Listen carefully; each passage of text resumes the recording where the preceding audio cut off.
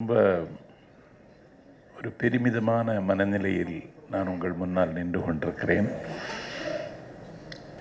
இப்படி ஒரு இடத்துக்கு நான் வருவேன்னு கனவுல கூட கருதியதும் இல்லை, ஆசைப்பட்டதும் இல்லை.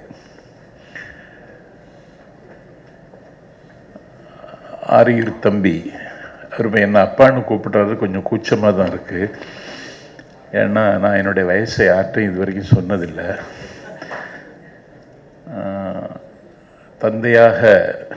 தந்தையன்னு கூப்பிடுறாரு. ஒரு புதிய உலகத்துக்குள் பிரவேசித்தது மாதிரி எனக்கு ஒரு பரவசம். அவர் என்னுடைய நிலைமை தெரிஞ்சுக்கிட்டு வந்தாரான்னு தெரியலை. ஒரு நாள் ஒரு சூரியோதயத்தில் அவரும் மயில்வாகனனும் தம்பி குபேந்தரனும் வந்து நீங்கள் நடிக்கிறீங்களா அப்படின்னு கேட்டாங்க. நான் என்ன நடிக்க தெரியும்னு நினைக்கிறீங்களா அப்படின்னு கேட்டேன்.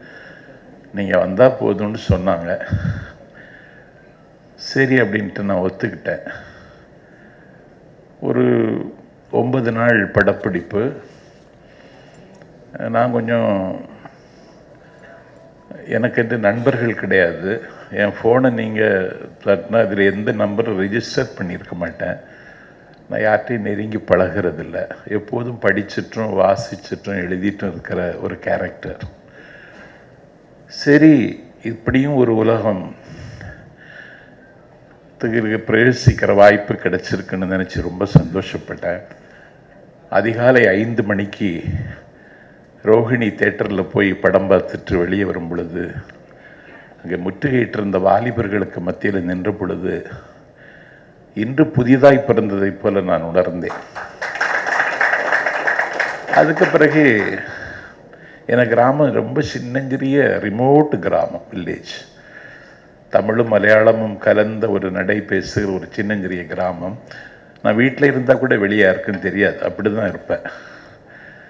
நான் ஊருக்கு போனதுக்கு பிறகு என்னுடைய 32 ஆண்டு கால பொது வாழ்வில் எனக்கு ஒரு வரவேற்பு கொடுத்தது இப்போ தான். நான் அழுதுட்டேன். டேய், மணக்காவளையில் பிறந்து சினிமாவில் நடிச்சாச்சு, இன்னும் வாழ்ந்தா அவ்வளவுதான் அப்படின்னு எங்கள் ஊர் பாஷையில் சொன்னாங்க. இந்த மணக்காவளைங்கிற கிராமத்தில் பிறந்து நான் சினிமாவில் நடிச்சிட்டேன். எனக்கு ரொம்ப பெருமிதமாக இருக்கிற இந்த வாய்ப்பை தந்த அண்ணா ஐஸ்ரீ கணேஷுக்கு, ஆரியூர் தம்பி ஆர்ஜே பாலாஜிக்கு, அது மட்டும் இல்லை நல்லா பழகினாங்க. நான் இந்த சினிமா உலகத்தில் இருக்கவங்கள ரொம்ப தலக்கணமாக, நான் ஏற்கனவே தலக்கணும், இவங்களும் தலக்கணமாக இருப்பாங்களோ, இது ரொம்ப முட்டிக்கிடுமோ அப்படின்னு நினச்சேன். ஆனால் ரொம்ப இயல்பாக இருந்தாங்க. ஷூட்டிங்கில் நான் சாப்பிட்டதெல்லாம், நான் இது வரைக்கும் சாப்பிடாததெல்லாம் சாப்பிட்டுட்டேன். ரொம்ப நல்லா இருந்துச்சு. என்றைக்கும் ஷூட்டிங் இருந்தால் நல்லா இருக்கும்னு நினைக்கிறது மாதிரி ஒரு இது அப்படி வந்துச்சு. ஏன்னா ஒவ்வொரு கட்டமாக தாண்டி வந்திருக்கேன் லைஃப்பில். நான் கல்லூரியில் படிக்கிற பொழுது வாரியார் சுவாமிகளிடமிருந்து ஞானச்சிறுவன் ஒரு விருது வாங்கினேன். நான் அன்னைக்கு அவருக்கு கூட போய் இரவு சாப்பிட்டேன். அந்த மாதிரி ஒரு டின்னர் என் லைஃப்பில் நான் சாப்பிட்டதில்லை. அப்போ அவருங்க, என் கூட வர்றியா, உன் நாக்கில் சரஸ்வதி இருக்கா, நீ என் கூட வர்றியா, 6 மாதத்தில் நீ என்ன மாதிரி வந்துட முடியும்னு சொன்னார். நான் போகணுன்னு முடிவெடுத்துட்டேன். ஏன்னா அந்த சாப்பாடு அவ்வளோ ருசியாக இருந்து.